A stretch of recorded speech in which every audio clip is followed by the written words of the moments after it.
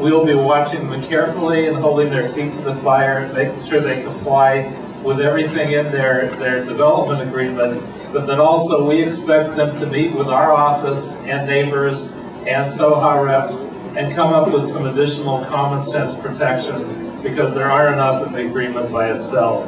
We want to be sure that the quality of life for the neighbors is protected, especially for a development that's going to take many, many years to build, and without further protections, I think it will be a mess for the people that live there.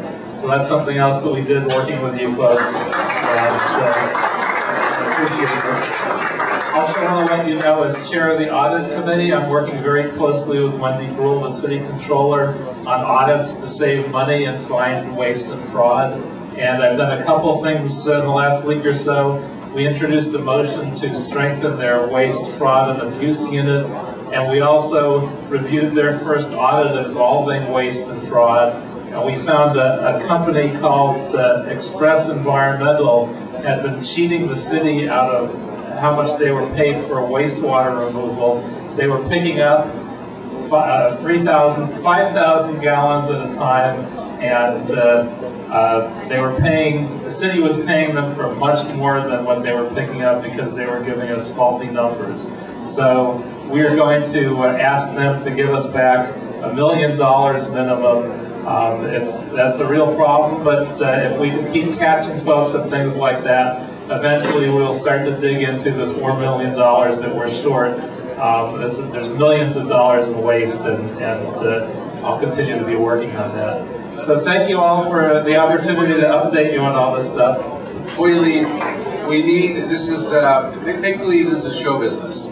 We need a retake on the planning commission fees so we can get it on tape and then put it up on YouTube and then have people be able to see it. So, we'll see how good you are at coming up with a different wording on, and this gentleman, if people could please stay away from the camera, don't go in front of the camera, that'd be appreciated.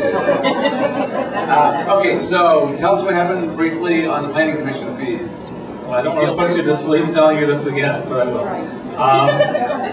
What we did was we overturned an increase that was originally proposed by the planning department to increase appeal fees on developments from the present $74 up to over $6,000. There was a proposal to reduce it to a more reasonable but still high level of between $150 and $3,000.